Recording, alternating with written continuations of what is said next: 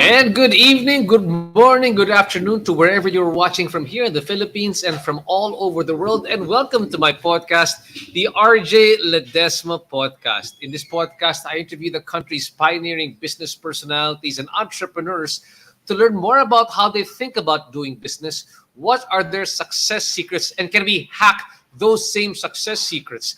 How have they innovated their businesses during this pandemic, but more importantly, what opportunities do they see emerging in this new normal? Now, is there a business personality or entrepreneur that you would like me to interview here on the podcast? Please do let me know. I would love to pick their brains and have them here on the show. Just drop me a message. We are also live right now on Kumu, CBRC TV, Global Pinas TV, and now the Bounce Back Network. Now, if you are enjoying our podcast and you are learning a lot from it, then please subscribe and invite more friends to listen to the RJ Ledesma Podcast. You can also catch us on YouTube. So again, thanks so much for joining us on this lovely Thursday night. And tonight, my next set of guests, we kind of go a long way back from doing what would you call brick and mortar or traditional businesses, and have moved lockstep together into doing what you would call startup businesses, tech-related businesses. But at the same time, one of the common things I have with them is that we are running businesses where we work together with our spouse, which, depending on your perspective, could be heaven or could not be heaven. And tonight, I want to talk to them not only about how they were able to start up their company, but also their type of interpersonal dynamics that they have working as a couple. Because I'm sure many of the entrepreneurs out there have similar experiences when they start up a business. They're working together with their spouse to set it up or to run the businesses, and of course they run through some challenges which are idiosyncratic or specific to being spouses working in the business. But working together, they have put up Taxumo, a company that aims to spur economic growth by helping micro, small, and medium enterprises, professionals, and freelancers to focus more on their core business by freeing them from one of their major stressors. And the biggest stressor for all of us usually is tax compliance. So right now, we've got EJ Arboleda, who is the Chief Executive Officer and Co-Founder of this BIR-accredited Tax Software Provider, together with the real boss of the company, his boss in life and in work, I often call it, Ginger Arboleda, who is the Chief Operating Officer. Now, Taxumo is the first startup in the Philippines that was granted the Investment Priority Plan, IPP, of the Department of Trade and Industry's Board of Investments. And just recently, it was also announced they were going to include cryptocurrency as payment for taxes, making it easier for Filipinos to comply with taxes. Now, this is a very interesting story. I wanted to expand on that later on in our discussion. So let's please welcome here to the show my good friends Ginger and EJ Arboleda. Guys, EJ, Ginger, thanks so much for coming here on the show. Hi, RJ. Thank you for inviting us. Yeah, good evening. Good evening, everyone. Good evening. Good evening, guys. And you know what? This is just pambawi lang. One time, Ginger also had invited me to her program, to her podcast. But that time, I was wearing another hat when I was talking about I hosting Yes. as a viable Right. career option. As you can see, yung pinakapuhunan ko, my capital is my laway, and it's spreading all over the screen here right now. But the big story why I really invited you guys here is that I'm so thrilled that you guys are also winners in the second Mansmith Innovation Awards put together, founded by our very good friends Josiah Go and of course Chiki Escariel Go of Mansmith and Fielders. And I believe what you guys won was a really great award. It was an award in tech innovation. And I'm sure, EJ, you were the guy filling up all the requirements because when we won our awards, ako yung sumasagot dyan sa mga application form for the awards and what makes it unique, what makes it different. So, and what's nice about your award is it was actually you were judged by the master innovators, which are people like Ronald Mascareñas, John Henry Louvillier, Martha Sazon. These were the guys, and Dennis Uy of Converge. These were the guys who decided on you guys winning this award. So tell us a bit more. What do you think was the main thing that helped you guys win the Tech Innovation Award? Mm. Well, first of all, no, it's an honor to be part of that whole awards program. First of all, and being awarded is really a great honor. I think what led us to win that is number one, we chose to innovate in a field that no one really wants to touch. Oh yeah, tell me about it. Tell me about it. Yeah. Yeah. Kung may pain point sa entrepreneurship, yan yung pinaka-pain point sa entrepreneurship. Ayaw gawin ng ibang tao, di ba? Exactly. And it's one of those problems na parang you just rely on the government to fix it, no? You just hope na sana yung maboto ko, they're the ones who will finally fix these issues that we are encountering when it comes to taxation. And we felt that, it was very defeatist to think of it that way, and we wanted to take control of that. What can we do? What can we show? What's a better way of doing things? And we really pushed for that. At the start nga, there was really no rules on how the BIR was supposed to work with us because we were helping them for free. They had rules. You were a bit suspect for helping them for free, right? I mean, that's sort of, yeah, very sus. No, so they had rules. If we were a supplier and they were paying us, there were set rules on how to do that. But since we were giving the help for free, there was like a gray area there, no. But fortunately, the people that we worked with in the BIR, they're very supportive, and they helped us, get this off the ground and eventually to where we are now, no. So yun siya. Wow. Fantastic story. And this is the other big thing that I hope people realize, is that Taxumo actually was able to classify itself as part of the investment priorities plan. Now, many industries want to be part of the investment priorities plan. I belong to the real estate industry, so it's always something that we look forward to, especially for socialized housing. So that's one part of the IPP. There are other different industries where they look for that one. And for you guys to get that, you must have gone through certain hurdles to get that. Just how big a deal is it, so people understand why being part of the IPP of that's not just the DTI, that's the DTI together with the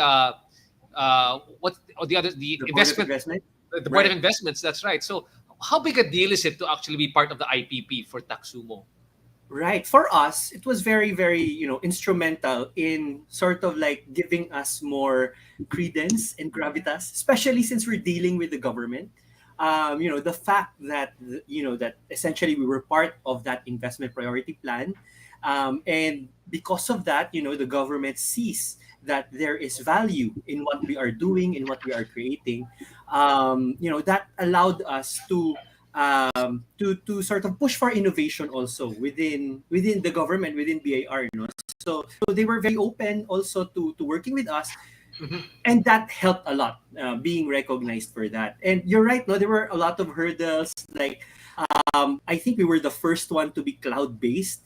Yeah. There were a lot of questions on like, what's a cloud? Wow. And, So you have to explain. I'm sure you have to explain it. You have to laymanize the terms so that they would Everything. appreciate it. Exactly. They didn't know what subscription meant. They didn't know about. We're using a SaaS model. What is a SaaS model? What is that? Exactly. For Yeah, people don't know, SaaS means subscription as a service model. So it's like, for example, you're doing Netflix, you pay every month. That is subscription as a service model. That's basically what it means. So if you use Taxumo, it's a SaaS model. Yes, exactly. So we had to inform them what that meant, and also we had to tell them what being on the cloud meant. They visited us. They wanted to see servers, and we had to explain we don't have servers. They're on the cloud. Mga So we alapa, had to explain a lot of those things. the cloud.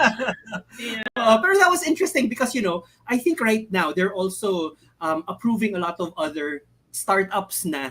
So you And paved the way for many of them. So we're very thankful to you. Kumbaga, you paved the way for a lot of them. You did the paperwork for anybody else. That was a difficult Yes. part. Yeah. I can just imagine. Sorry, just top of mind. The paperwork lang just to apply for IPP must have taken some time. Yes. That's my guess. That's my guess.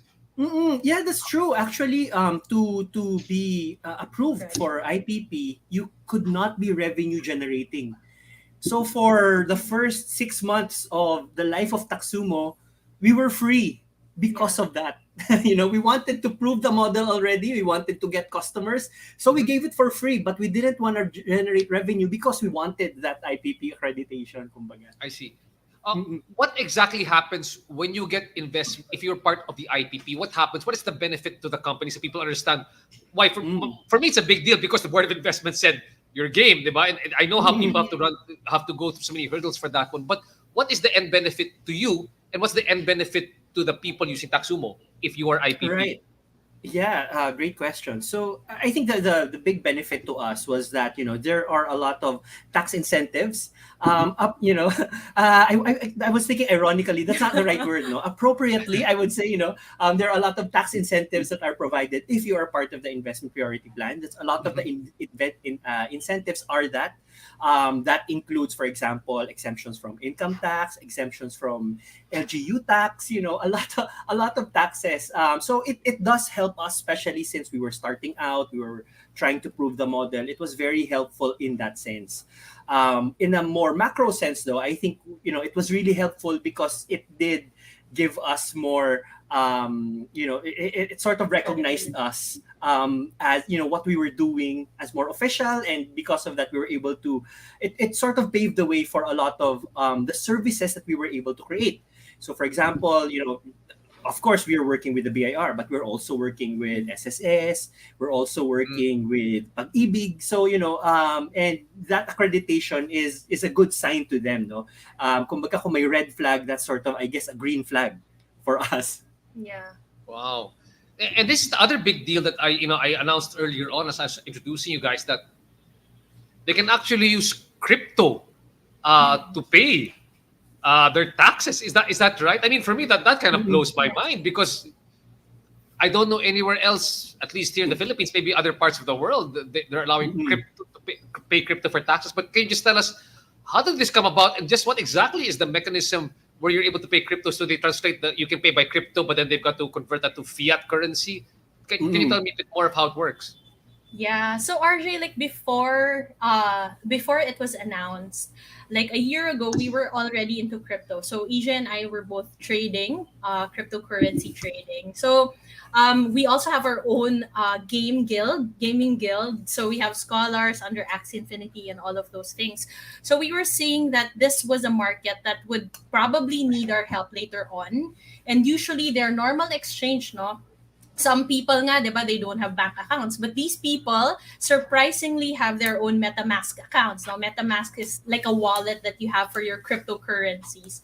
So we were thinking, why not introduce already cryptocurrency? And when BIR announced, like, I think you know about this, no? Diba? They mentioned that people like who are playing these NFT games should like pay taxes. Yes, that's right.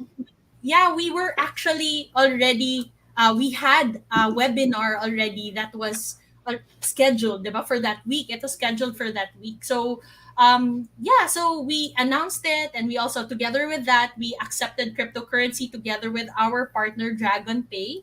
So there are some with Dick Young. Yes, with yes. Dick. So we allow people to pay their subscription plans and also their tax payments using some of the coins, like Bitcoin, Ethereum. Yeah. So So the more established crypto, I would say the more established cryptocurrencies can be used to pay. yes. Oh, Yes, the more established ones. But eventually we're seeing that we will be adding probably no a lot of other coins to the roster. and having said that, no, can you explain on the process of okay especially for people who are not into crypto, exactly how does that happen? They give you the crypto, and you go to an exchange like PDAX to be able to convert it, or you go to coins.ph. What do you guys do to turn that crypto money into Philippine the currency? taxes, Because into the I'm tax sure you remittances. can pay cryptocurrency to the government. Yeah, that's Yes. true. We tried. No, just kidding. But what happens? What happens is that essentially it's mainly via the partnership with DragonPay. So basically, if you pay via crypto, there is a set exchange rate essentially, and that is the exchange rate that allows us to peg the peso amount that you're supposed to pay to the crypto amount that you're gonna pay. Okay. So what happens is that when those payments are settled, they're essentially converted already to pesos at that exchange rate, and then we're able to send it to the BIR.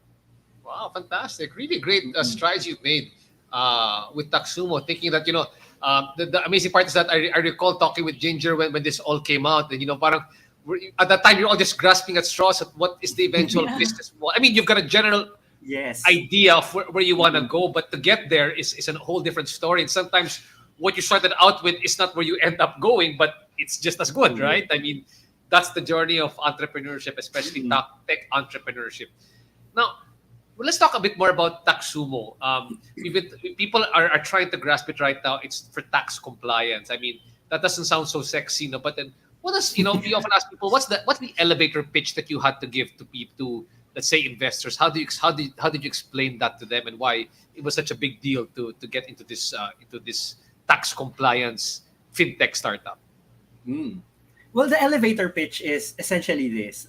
So in the Philippines, it takes an average of 2 days every month to work on your taxes. With Taxumo, we bring that down to 15 minutes. So that's basically the elevator pitch. So we're at the stop and then we're getting out of the elevator now. But essentially what we're doing kasi is we're fixing the problems that are surprisingly not just unique to the Philippines pala. So for example, as I said, the process is very tedious. It's very manual. The forms are pretty complicated.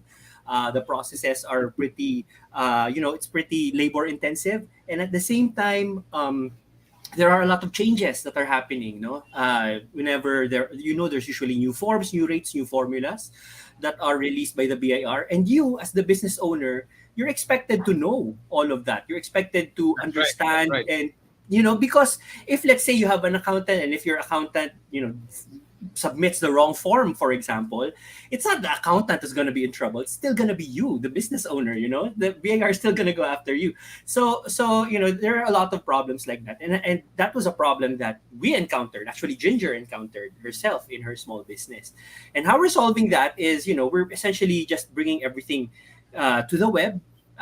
So you can file online, you can pay online. We made the process so that it's like for people who did not have any accounting units during college. That was like our target market. People who struggle with accounting in college, yan yung mga Exactly. that's the one.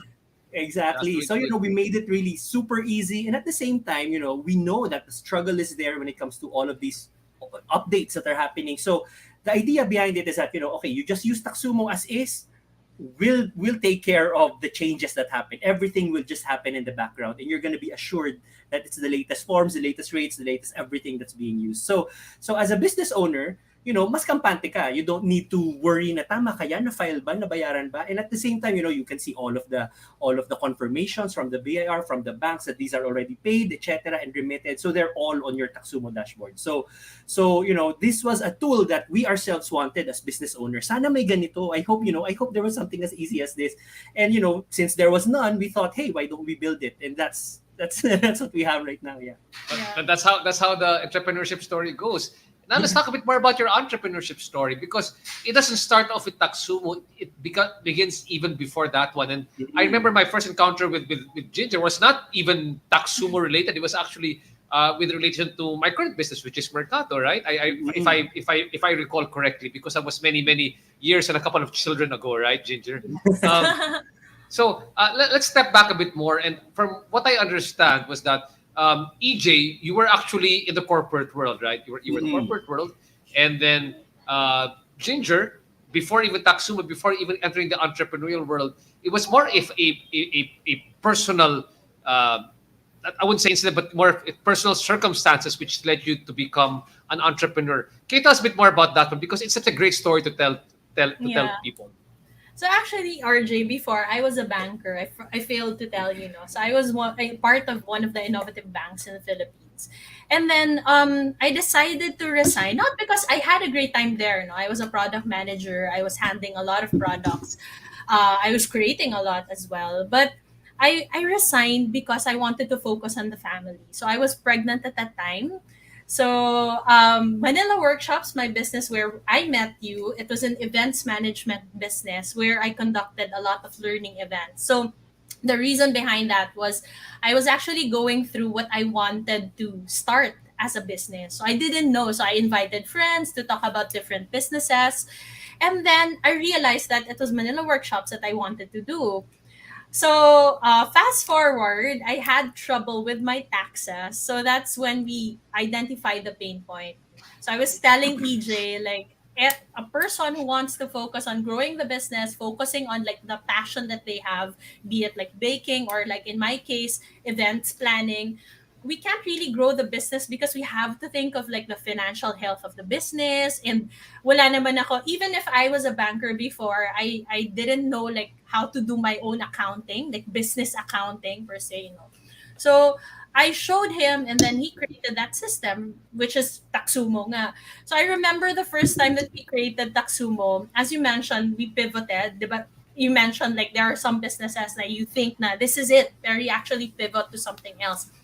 The first iteration or the first concept, hindi pang iteration, sorry, the first concept was actually we wanted to create an accounting system, a full-blown accounting system with his Wow. background on SAP, correct, with his background on SAP, with my background on collections, disbursement, and all of these services, no, from that was offered by the bank before.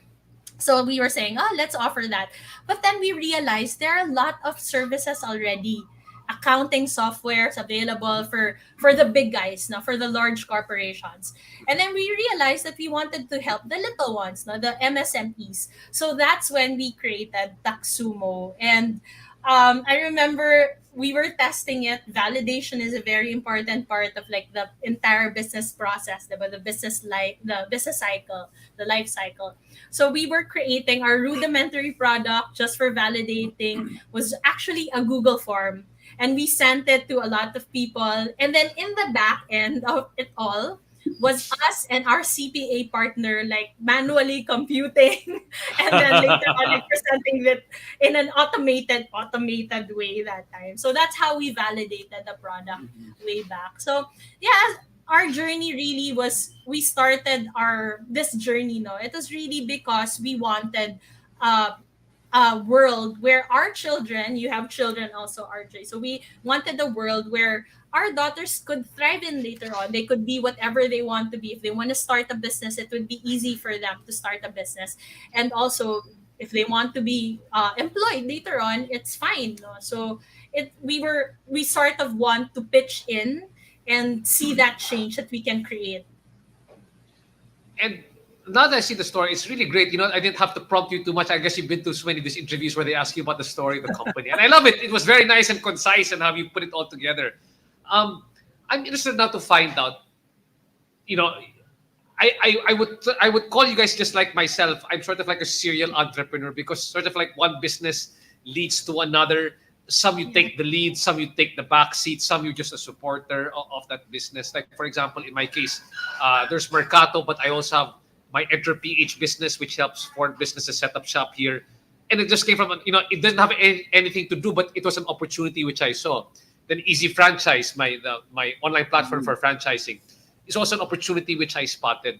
And some people, it's a progression. Like they're saying, I can run multiple in my head. They make sense to me because I'm a serial entrepreneur. Or some they go, I'm gonna do this one, and I'm going to let go of the other one, or I'm going to move on. So tell me, how does that work now that you came up with Manila Workshops and now you're doing Taxumo?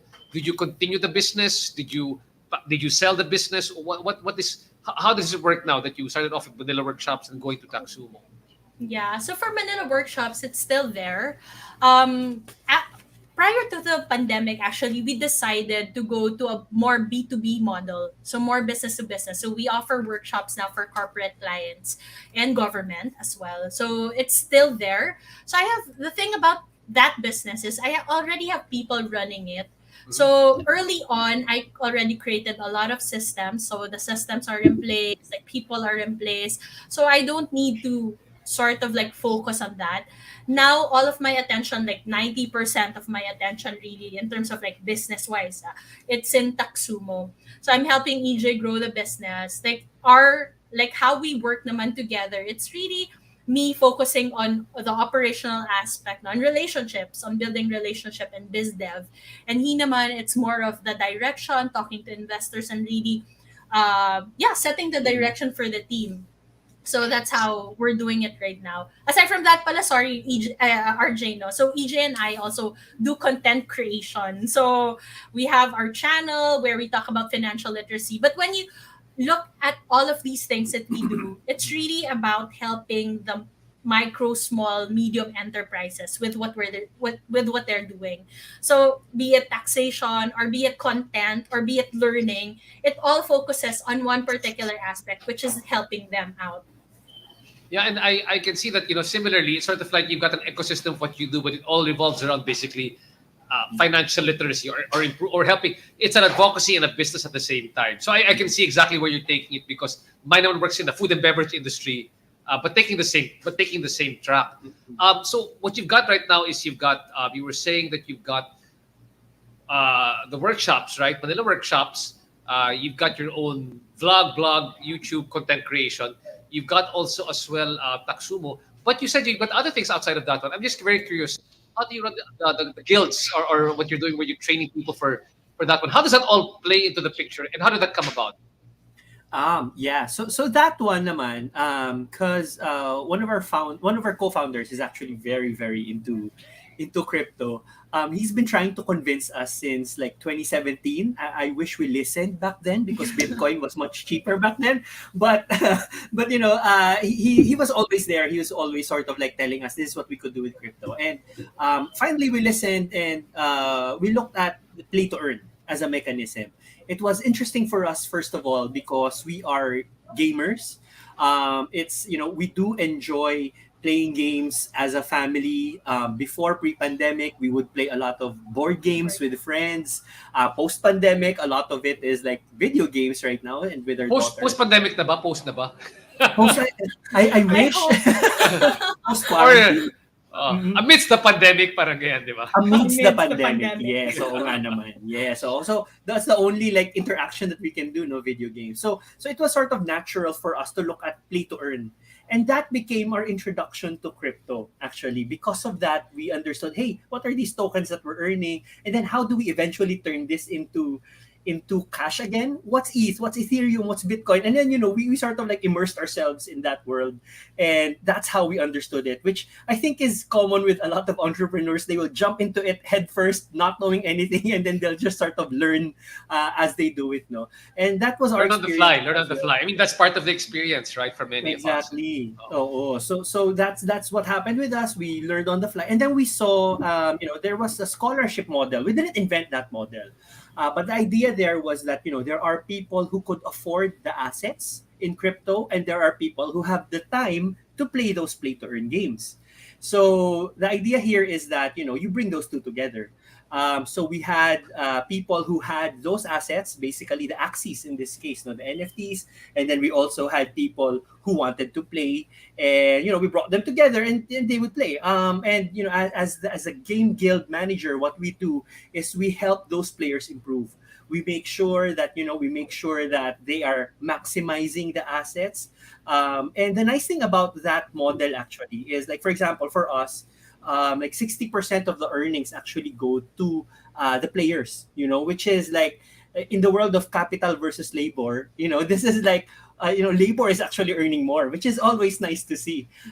So, we were very happy with that model. And that's sort of what we started pushing. Now, the tweak that we made was, okay, how do we make this sort of like more impactful? Because, okay, we can give them sort of a new source of income, but is there a way that we could sort of help them fish for themselves, kumbaga, no? Teach them to fish. So what we did was, the difference with our model, with our with the play to earn guild that we have, is that they earn so that they could buy their own assets, so that they're no longer dependent on the owners of those assets. They could have their own assets, which they could then get more scholars or other scholars to play. So we're sort of like multiplying the impact of the few assets. Parang MLM model yan, ah. Sort of, pero Sort of. Not really, but you're multiplying your downline, kumbaga, parang ganyan, di ba? That's how it looks like. Exactly, with your assets. So that's sort of like how it started, and it fits well with what we try to do, because a lot of the customers of Taxumo, especially initially, they are freelancers, they are people who do things their own way, they're gig workers. That's a lot of our customers, and this is a new gig that people are getting into. So it was just natural for us to like look at it, see how it works, and see how we could help that particular market, because now there's, they are interested in legitimizing what they're doing. They do want to eventually get loans themselves, buy houses themselves, and one way of doing that is if we legitimize what they do, and we're helping make that happen for them. Very interesting story.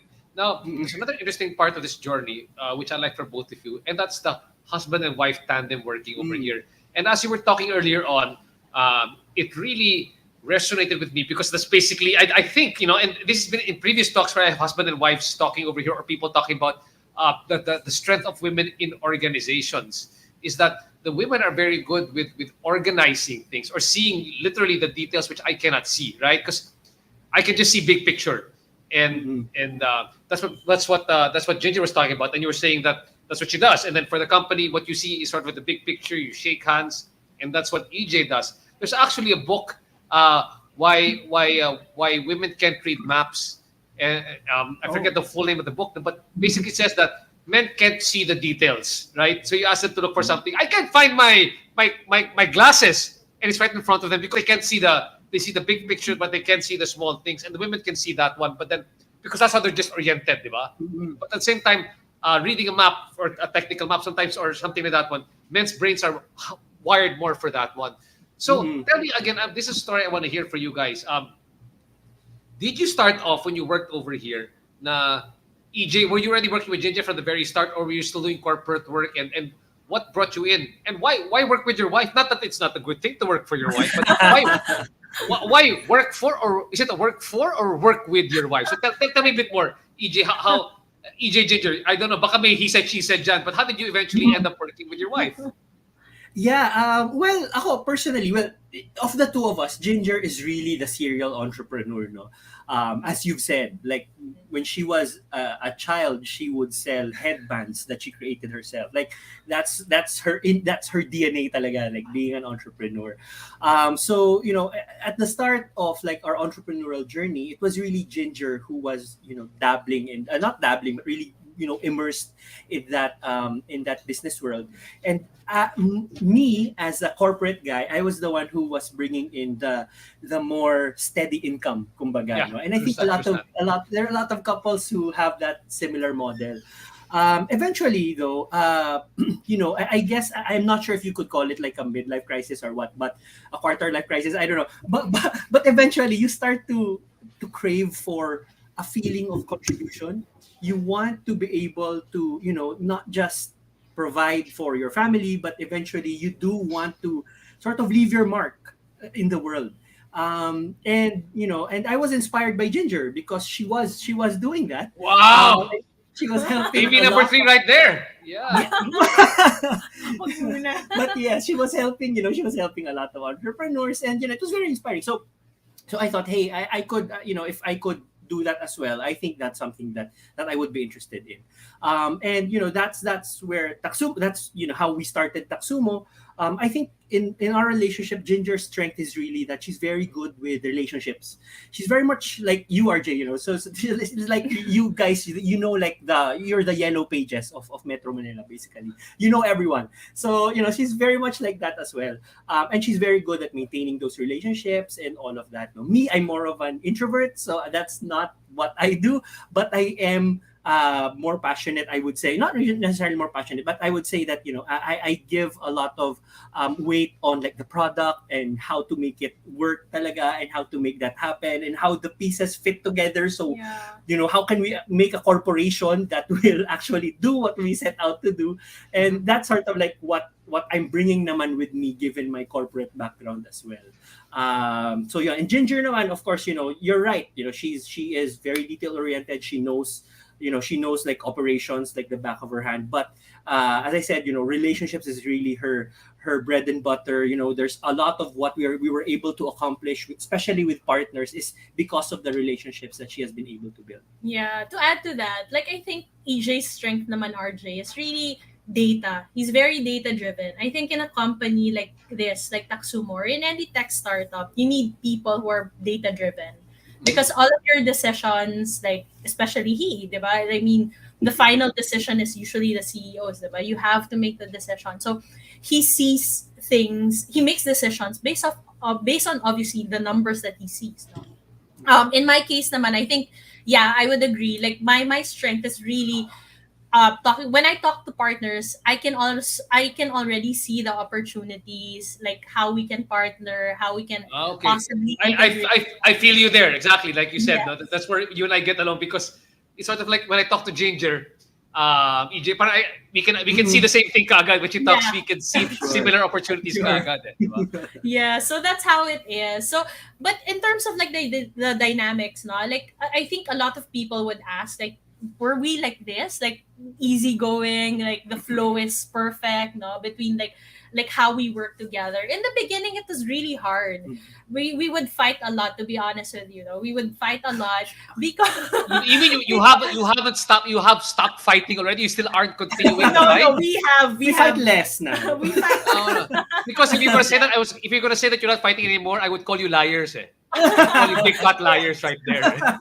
We still are, but yeah, Uh-uh. but we've learned how to work with each other better, no? So I think it comes from the fact that both of us, we think differently, kasi we think differently in some things, no. So if I want the company parang to go this certain direction, tapos he wants to go the other way, that's where like sometimes the argument rises, Mhm. diba? So we have those kinds of conversation, but yeah, but we learn. And also pala, the fact na me, I'm a workaholic, so I don't stop working. So Oh, you're like that's my wife. Exactly like my wife. Exactly like my wife.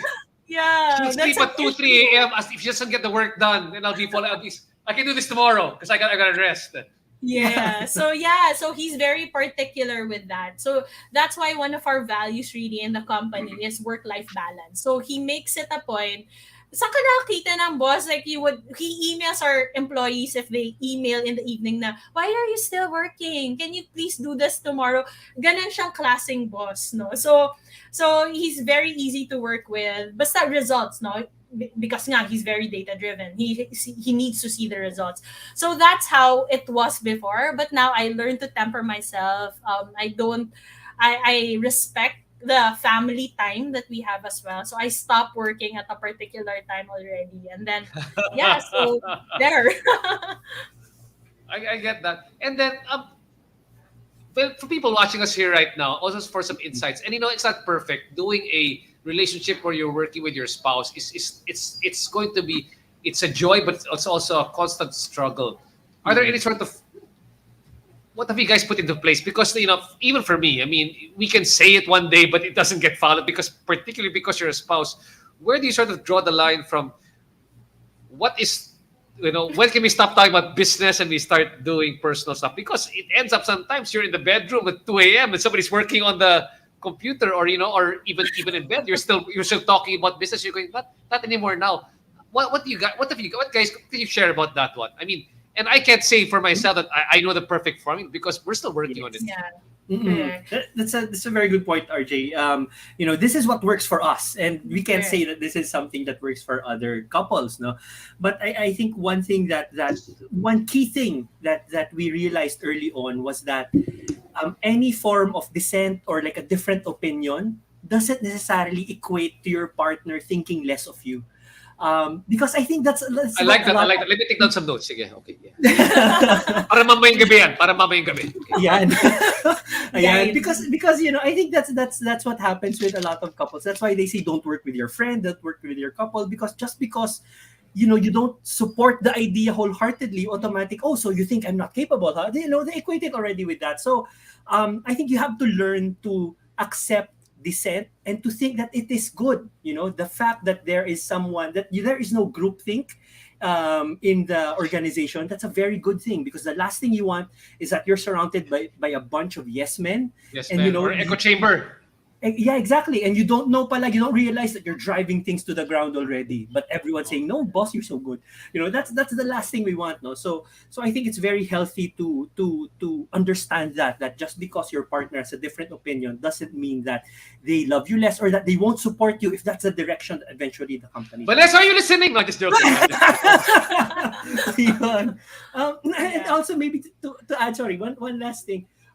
Is I think actually nabanggit ni Ginger, of the two of us kasi I'm the one who's more mas nababurn out, no? So I would say that, no? Parang, okay, stop na ako. This is where my work ends. So I would tell her that. I would tell her, sometimes you're right, eh. Sometimes it's like in the middle of the night and she would say, Ga, I have an idea. What if we partner with, it's midnight, she's breastfeeding our baby, and like, what if we do this? And I'm like, no, I don't want to work. Please stop. So I would tell her that, no? And she naman, to her credit, she would say, okay, sige, I'll shut up now. And then she'll just write things down. Yeah. And these are things she'll bring up tomorrow.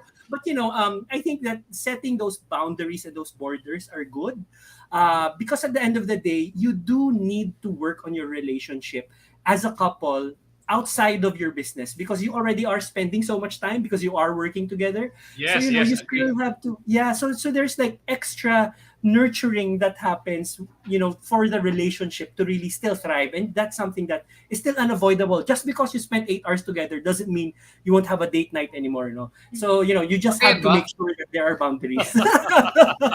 Depende kung Baka yung date night, yung papag-usapan yung negosyo pa rin. Yun yung problema eh. Diba? Date night, negosyo yung pinapag-usapan dyan eh. Pero Bakit saan, na- I wanna add pala, RJ, sorry, I wanna add one more Good, thing. good, oh.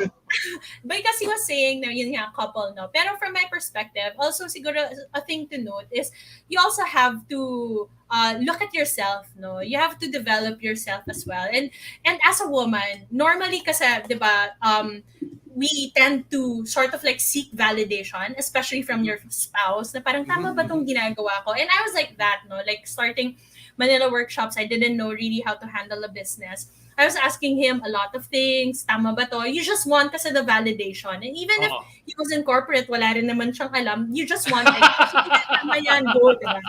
So there. So maybe a lot of the arguments also stem from the fact na if they say no, you feel that you're inadequate, or you parang hindi, mali ka, parang ganon. You feel that you're not in a secure place, you're, di ba? Parang ganon. So it's always good to always be self-aware, di ba? That it's, you are capable of a lot of things, you are enough, and you don't need validation from other people just to do some things. Kasi ayaw rin natin a person running a company na everything na lang that you do, you need to ask for permission, or you need to seek validation from someone else, diba? So there, just to add to what he said. Pero ako, I have to seek permission kasi. But that's a good thing. I'm okay with taking permission with all my decisions. Not a problem. By the way, Chiki Escarialgo, thank you so much for watching us right now, Chiki. Chiki says over here, congratulations for the Mansmith Innovation Award, EJ and Ginger, and for being able to making working together work. Hanggang ngayon, wala pa kaming work-life balance ni Josiah ko. Hindi, basta work hard, play hard, and I agree. Thanks so much for listening to us here, Chiki, right now. And I couldn't agree with her more. And, a lot of what you said actually, I really, it really resonated with me. And I think it's going to spark up some conversation with me and my wife later on, no? And there's one thing I also wanted to find out a bit more from you, Ginger, going back, no, to you and EJ, is that I remember earlier on when you started doing this Taxumo, you actually signed up with people like Idea Space just to start the process going. Can you give us some tips also for people listening right now? They're starting off putting on their own startup. They're not quite sure where to start. You were lucky because you kind of had that system in place when you could talk to people. Can you share with them a bit more? Okay, if they're starting off, how should they go? And was something joining like Idea Space or these incubators? Were they actually very good for you? Yeah, for us, one thing that's key, I think, to really growing in all of this is that realizing that you don't know everything and that you have a lot to learn. I think that's super important because I entered this field late in life. I was already working like 17 years in corporate Oh wow! before jumping into business, and so I went into business thinking, oh, I know things, I know Six Sigma, I know like so so I'm taking the felt- certification courses. exactly right. I'm certified by this body, so you feel like you know everything, but one of the good things that I got out of like these incubation programs like Idea Space, ESIP, and the accelerator programs, one of the good things that I got out of it was that they taught things very differently. How how startups work in particular, how scrappy I would say all of the processes are, because you have to balance the little resources you have with the gigantic dreams that you are dreaming, and sort of like how do you bridge that gap. Those are things that I didn't really learn in corporate, but these are things that I was able to learn thanks to our participation in all of these incubation programs. So I would say have that mindset that you don't know a lot, you still have a lot to learn, marami ka pang kakaining bigas, so to say, so and look for people and organizations who are there who can help you. Be open, try to learn as much as you can, and just take it from there, take it one day at a time, and try to apply what you learn, because really what I would say is that how different entrepreneurship is that you really don't learn until you try things. You really don't understand the pressure that happens with a business owner until you feel the 30th coming up, or December coming up, and you don't have enough for 13th month pay. Until you feel all of that pressure, you really don't understand what's supposed to happen, and what can you do, what sort of creative ways can you find to make all of those happen. So I would say try to learn as you do things and have an open mind and keep learning. That's vital. When you came to the point, I'm sure when you were doing this business, there came to a point also where we always talk about the successes, but nobody ever talks about the failures. That, like you said, the time that you can't make payroll or these things like that one. What was that? And it goes to also the mental health of many of us entrepreneurs, because it's very taxing. I mean, when you get there, because it's a roller coaster, right? One day you're doing good, one day you're not doing good. What was there a low point for you guys when you were doing Taxumo? You're saying, why should I continue doing this one, or this might not work out? Did it ever happen to you guys doing this business? Yeah, I would say there were moments like that. Definitely, there were moments when we would see, hey, our bank account only contains we only have 50,000 left, guys. What do we do? So we have to look for ways to make it happen. And the nice thing I would say, the plus, because I think we spoke about all of the challenges of being a couple together in business. Let's say something nice naman about couples being together in business. One nice thing about it is that you both know what's happening. You both know Yes. quote unquote that you're in. So there is the support that your partner can give to you at that point in time is just it's just so different, because they know what's happening. They're not like an outsider observing you being pressured by your boss in your work. No, it's not like that, because you're both in there together. So the level of support that you can provide each other is very very it's very very helpful talaga. Kakaiba siya. So that's the nice thing about it. Now I'm not saying that before you go into business marry someone, but definitely It helps if she's a good business partner. If she's a good business partner, right? Yes, so check nyo kung may MBA ka na, joke lang. Pero definitely I think that's something that's important to get, no, to realize out of this also. Kaya yon. Yeah. Yeah. Mm. JJ, did yeah. you want to add? Yeah. Yeah, so I was just gonna say, if you really want something done, I think you will find creative ways to navigate through it all. So we wanted it so badly, no? We wanted to continue Taxumo. We want until now, no? We want to continue Taxumo. We want to grow it. So when times like those come, ginagawan talaga namin ng paraan eh. It's not like, oh, wala na eh, 50,000 na lang. Let's give up na guys. Hati-hati na. Alis na tayo. No? So, no, because we already know what we want from it. We know that it's a big help for the people around us. Lalo na now that we are in the growth stage, a lot of people depend on us. It's not just the employees, no, but we see that our customers really appreciate the help that we give them, the service that we have. So it's really hard if right now, no, if we bigla na lang we give up.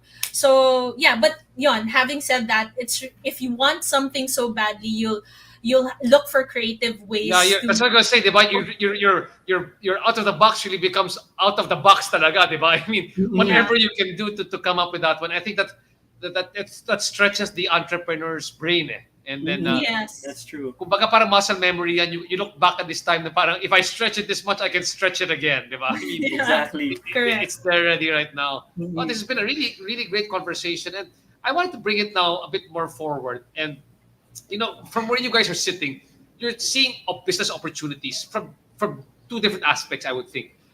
The first business opportunity is in the fintech world or the financial inclusion realm. And you can think over there, where can entrepreneurs still play in that realm, right? So that's one part, right? But the other opportunity you can also see is by the clients that you have, right? You're seeing opportunities emerging in your client space and what they're doing.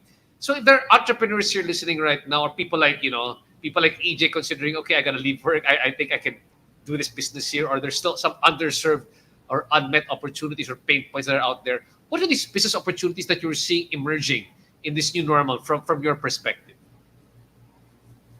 Yeah, maybe from my point of view, I'll take the second segment that you mentioned. No? There are a lot of people now who are into remote work. No? So, like us, we used to have an office before. Now everyone works from home, and we find that it's more effective for our employees to work from their own spaces. No? So, before Taxumo, I was an advocate of freelancing, diba? RJ, I think you've seen me with Manila Workshops. So we used to have freelancing conferences. We pushed for the rights of these freelancers as well in the government. And now I see that a lot of these people, a lot of the individuals now are considering also freelancing, and working from home because of this setup. So their eyes are now open that it's possible pala that you can earn while just staying at home. And maybe just to bridge to like the fintech portion of it, there are a lot of new work now that they can actually do, like for example yung NFT gaming na yan. So a lot of people now earn just by playing games. Who would have thought, diba? Yung mga college students na mga scholars namin. It vindicates my life. Some people are saying, it vindicates my life, mommy! Exactly, diba? It's worth it! It was worth it, mom! Kung nagagalit yung parents before na naglalaro lang sila, now parents are encouraging them na maglaro ka or mag-game them. Huwag ka na pumasok sa eskwelahan, anak. Kailangan natin pagbayad. Mag-contribute ka. Exactly. So, a lot of these new types of work are emerging. And yeah, this is a very unique space to play in. And jumping off of what Ginger said, we're seeing a lot of possibilities in decentralized finance and crypto and the whole world around that, because we're seeing people who already are being paid in crypto. There are freelancers who aren't paid using USD via PayPal, the usual routes. No, they're now being paid via crypto, which is very interesting. So that's why we're keen on like, okay, this is something that's emerging. Let's understand how all of that works, and let's see how we can help these people. Let's help make them legit pa rin, no? and all of that. Aside from that, of course, we talk to a lot of customers, and they do. We do see a lot of new sort of like income streams popping up. For example, you may be familiar with it. I'm not very familiar with it. OnlyFans, there are people who are doing May that. OnlyFans channel ka ba, EJ? Ginger? Ano Ginger, ba? have you Ano seen ba his yun? OnlyFans page? Hindi ko kasi, ano Have ba you yun? seen Hindi his ko sure account? eh. Mayroong 45% discount on. But anyway, so yun, no? So, there are people who do that, no? And who are we to judge? That's something that they're doing to earn a living. That's something that they are getting fulfillment out of. So, there are people like that, and they do want to, legitimize what they do. They do want to pay their taxes. They're not people who are shying away from that. And, we're seeing, okay, let's help these people. Let's help legitimize them. Aside from that, there are a lot of industries who are working with a lot of gig workers already. You'd think that, the original model is it's just, it's just Ubers or Grabs that are doing that. But right now, there's a lot of other industries who are doing that. In logistics, for example, there are a lot of people working with a lot of freelance messengers and stuff like that. So we're seeing how we can contribute and help smooth basically the relationships within all of those scenarios, I would say. Yeah, and a lot of people now are more financial savvy. So they're now talking about not just saving, no, but investing. I know like JC was one of your guests, no, RJ, in your podcast. So a lot of these things like investing, they're talking about the retirement now. People are now more like looking into credit scores because Yes, that's right. because That's right. that has been already introduced, no? Like before, wala naman sa ating mga Pinoy yan. Ano may credit score? We don't know. Usually, US lang, di ba? They talk about those things. But now, I guess because they're trying to save up for a rainy day. So they're looking for other ways to grow their funds, to grow their money. So that's also an opportunity for them to like explore that space. And it's nice. I'm very thankful that you guys are coming because it's revealing that there's still a lot of space for financial inclusion, whether it's an app-based, if there's tech startup, or even other industries where people can still jump in and still make some money or make a living out of playing a game. And then of course, I love it because it's you're what you're doing is you're creating a smoother transition from a gig economy into a formal economy, or rather, people from gigs, you can make gigs literally a viable career, I guess. Exactly. And that's what your ecosystem is actually providing them through Taxumo. Now, many people have gone through a lot. People have heard your story. It's been a really great story about how you've been able to build Taxumo and how you continue to build Taxumo. So I just want to ask, what in the end, if you had some advice, if you distilled some advice, what would be the 3 top things that you want to share with people with regard to, putting up a business? What are your best lessons for life for these people, especially not just them, but also for working with your spouse? Right. Yes. I think first of all, I think the big learning that we had is you want to focus on the problem, because whatever solution that you have right now, the product that you have right now, that will inevitably change, and you have to, because if you don't, you're just going to be, things are changing very, very quickly now. And the world that we operate in, there's really no manual on how to survive in this, amidst the pandemic, sabi mo nga, di ba?